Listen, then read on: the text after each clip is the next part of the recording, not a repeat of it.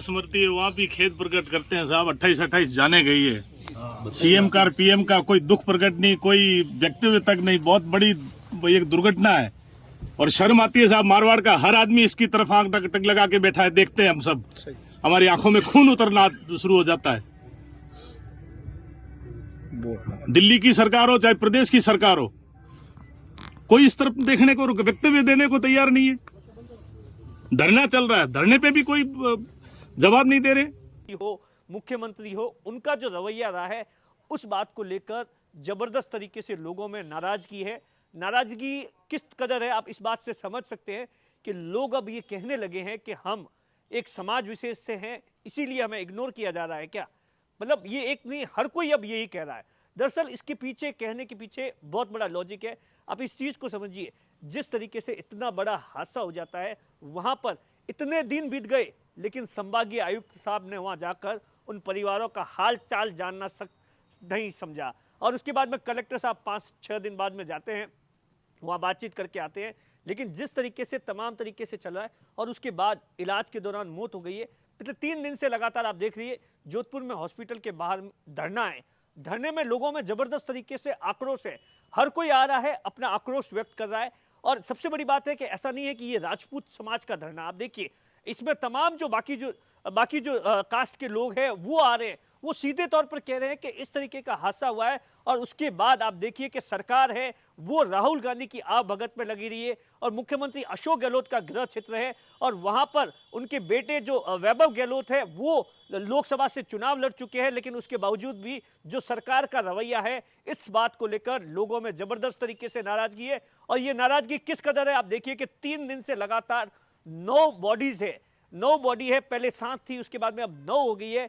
9 body है वो hospital की मोर्चरी में पड़ी है। लोगों ने सीधे तौर पर अब इस बात को लेकर इनकार कर दिया है कि जब तक सरकार इस पूरे मामले को लेकर बड़ा ऐलान नहीं करती है, सरकार बड़ा ऐलान नहीं करती है, सरकार के मंत्री नहीं आते हैं, सरकार के मंत्री इस बात को लेकर बातचीत नहीं करते हैं, तब तक अब यह धरना प्रदर्शन जारी रहेगा। और कल यानी 18 तारीख को इस पूरे मामले को लेकर आप देख रहे होंगे सोशल मीडिया पर जबरदस्त तरीके से पोस्ट वायरल हो रही है, कुछ पैम्पलेट्स वायरल हो रहे हैं।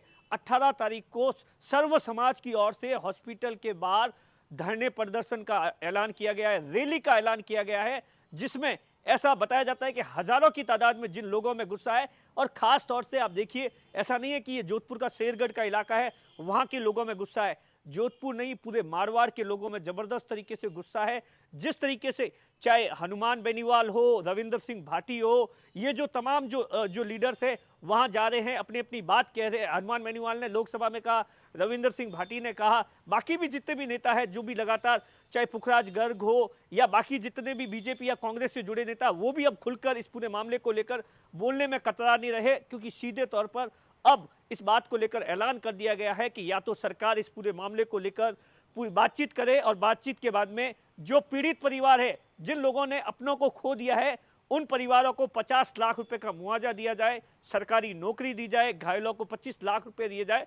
हालांकि ये 50 लाख 25 लाख देना सरकार के हाथ में है, लेकिन सरकार इस बात को लेकर, कल जब हम पूरे दिन तक उस गांव के अंदर थे, वहां के लोगों से बातचीत की और वहां के जिन लोगों ने इस दृश्य को अपनी आंखों के सामने देखा, उन लोगों से बातचीत की, तो उनका साफ तौर पर कहना था कि एक ऐसा दृश्य शायद इससे पहले मेहरानगढ़ जब हादसा हुआ था और उसके बाद अब ऐसा दृश्य हुआ है कि एक साथ 33 लोगों की मौत हो चुकी है और सरकार पूरी तरीके से सो रखी है। सरकार के जो प्रभारी मंत्री है, आप देखिए कि प्रभारी मंत्री का तो ये काम होता है, अगर इस तरीके से कोई भी अगर जो होती है तो वो वहां जाकर वहां की वस्तु स्थिति सरकार को बताए। लेकिन आप देखिए कि मुख्यमंत्री अशोक गहलोत पहले दिन आ गए थे, लेकिन उसके बाद कुछ नहीं। अब देखने वाली बात होगी कि ये इस बात को लेकर सरकार और प्रशासन के बीच में आज शाम तक क्या कुछ बातचीत होती है।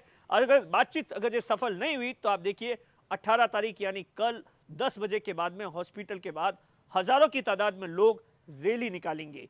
जिस तरीके से शेरगढ़ के भूगरा गांव के अंदर गैस सिलेंडर ब्लास्ट हुआ था, इलाज के दौरान जो मरने वालों का सिलसिला है वो थमने का नाम ही नहीं ले रहा है। आज सुबह खबर आई है कि एक और व्यक्ति ने इलाज के दौरान मौत हो गई। अब जो मौत का जो आंकड़ा है वो 33 पहुंच गया है। जिस तरीके से, सबसे बड़ी बात है, हैरान करने वाली बात है कि इस पूरे मामले को लेकर लोग इस बात को लेकर बेहद खफा है। खास तौर से राजस्थान की गहलोत सरकार से।